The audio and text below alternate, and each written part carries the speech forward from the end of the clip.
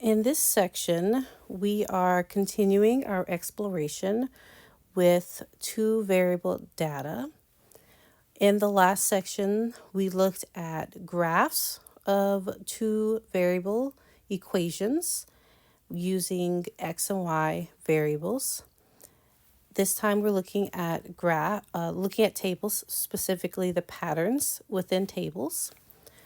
And in each table, we can view each table as assigning each input on the left column a corresponding output in the right column.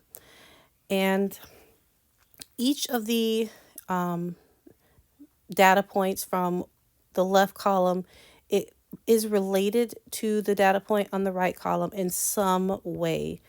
And our job is to figure out what is that connection. And once we connect that, figure out that pattern, we are able to continue and predict what that next value would be if we know what the left column is. We can predict what the next one for the right column will be. So if we think about this first table here, and we think about what our first what we say input is on the left, we have the color black. And then we look at the output on the right, and we have the color white.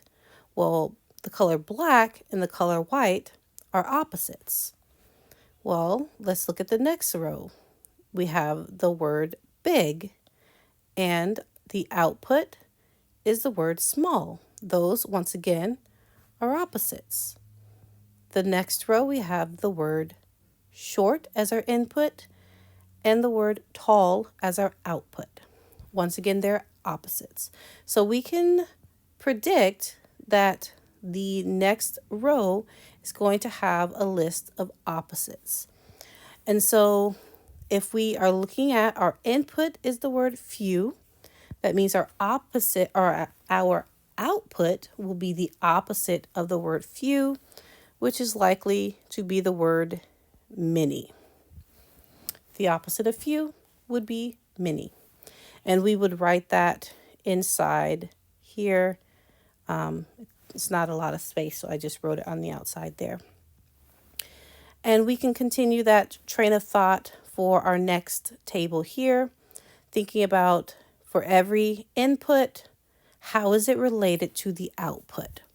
So in our first row, we have the input of USA, which is a country, and then the output of Washington, D.C., which is a city.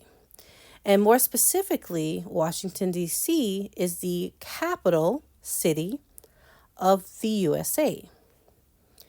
In our second row, we have the UK, which is a country. And then we have London as our output, which is again a city, and more specifically, the capital city of the UK. And then we have France, which is a country, and once again, Paris, which is the capital city of the country, France. And that leads me to believe that since we have a country, this will be the capital city of our country, which would be Mexico City. And of course, I would write this in the table. My table's kind of small, so I'm just writing it underneath it, but I would write it right there in the table. And of course, we would typically be looking at numbers when working with tables, so we will look at a example with numbers here, and we'll look at some more on the next slide as well. So our input and our outputs here, our first row, our input is the number 1, and the second row, our input is the number 2. Now there's a few different ways that the number 1 and 2 could be related. And so we need to look at a few different rows to really know for certain, because we know that 1 plus 1 can give us 2. And we know that 1 times 1 can give us 2. So we do want to go into the second row and see what could which one of these might actually be the best option. So how is this related to this? If we look at the input for 2, what can we do to 2 to get to the number 4? So when we looked at our first row, we said, well, I could add 1 to our input to get to the number 2, but I could also multiply it by 1 to get to our input. Well, if I come to our second row, if I add 1 to our input, I do not get 4. And so adding 1 will not work. I could try multiplying 1, but that won't work for this particular one because multiplying 1 times 2 won't give me 4. However, if I multiply 2 times 2, I would get 4. And I'm just realizing that this should have been a 2 because 1 times 2 is 2. And that actually would have been more accurate. If I multiply 1 times 2, I get 2. And so 1 plus 1 is 2, and 1 times 2 is 2. That's so silly. And so 1 times 2 gives me 2, and 2 times 2 gives me 4. Let's test out the 3. Does 3 times 3 give me 6? Which it does. If I take my input and multiply it by 2, I get the output. So if I take my input, whatever my input is, when I multiply it by 2, I get my output. So my relationship between my input and my output is multiplying it by 2 or doubling it. If I double my input, I end up with my output. And so if my input is 4 and I double it, my output will be 8. This pattern recognition is helpful when you are given given a table and you want to be able to create an equation from that table without necessarily having to graph it or anything like that. And so that's what we're going to do for these 4 problems here is we want to create an equation for these tables here. If we were to go back to this last table we had here, we can create an equation here because we know that our input is being multiplied by 2 to get our output. And if we say that our input is the letter X and our output is the letter Y, in order to get the letter Y, we have to take our input, which was X, and multiply it by 2. And we usually write that as 2x. And so this is actually an equation that represents our table. We're taking the input, which is x, multiplying it by 2 to get our output. And that's essentially what we're going to do for these 4 tables here.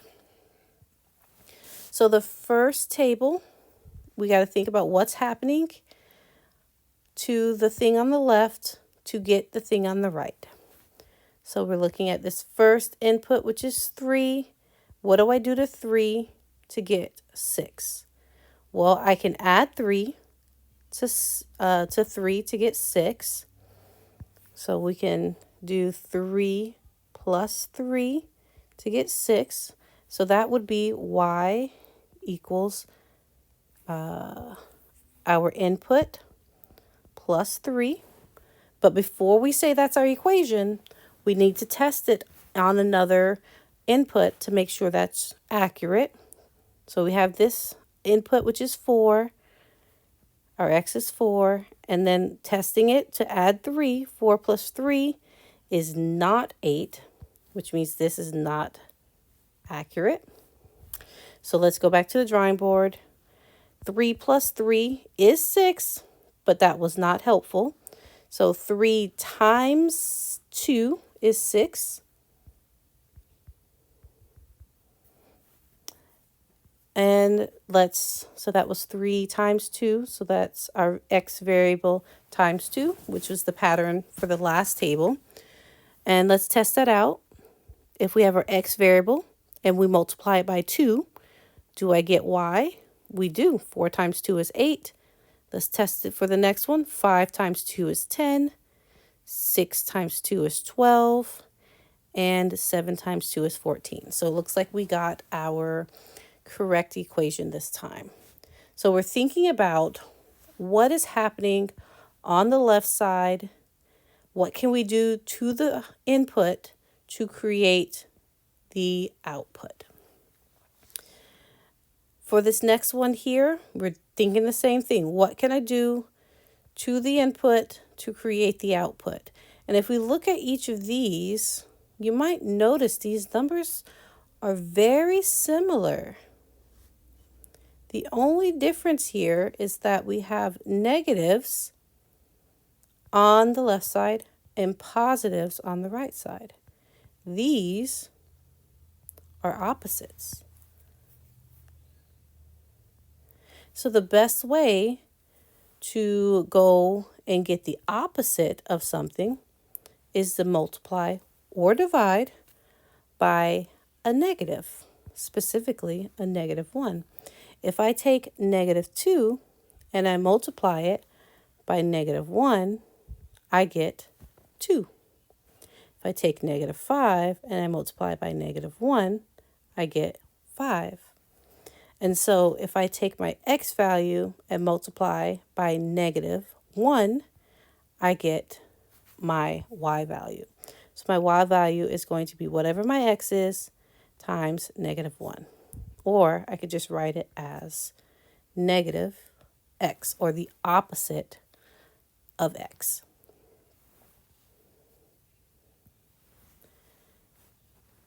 The next two are kind of special cases I want to make sure that we think about when looking for these patterns.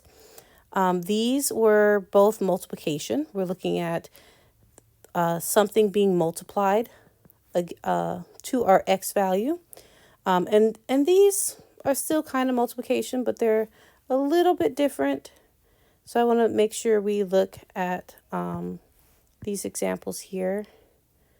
So we're looking at the number 2 hundredths, and then tenths, hundredths, thousandths, 10,000ths, 4 10,000ths.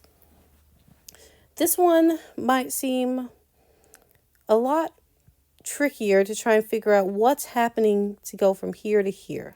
We can see that the number is getting smaller by a good amount, but by how much, what's being multiplied or divided, it might be hard to figure that out. But you might notice, it's a little big there. You might notice something among these numbers in the back here. If we ignore like the decimals and the zero parts. So if I look at the 2 and the 4 alone, or maybe just looking at the 5 and the 25. These are related if we just look at these numbers. Because 2, if I square 2, I get 4. If I square 5, I get 25. And if I actually put those decimals back, 2 hundredths squared actually does give me that decimal I'm looking for. And so if I take this number and I square it, I do get that decimal I'm looking for. And that is true for each of these numbers. If I take 5 hundredths and I square it, or if I take 8/100 and I square it. And so for this pattern, my y is created by taking my x value, whatever the x value is, whether it's a whole number or a decimal or even a fraction. My whole number or my x value could be a fraction. And I could square it and get my pattern that I'm looking for. And my last one here on number 4, we can see that there's a common number happening between the x and y. In the first row, I see 20 for both numbers. Same thing for 67 and 76, 68 and 44. But the thing that changes is that I'm going from a whole number to a fraction, whole number to a fraction, whole number to a fraction. These are reciprocals. So in order to get my y value, I have to take my x and I essentially put it on the bottom of a fraction.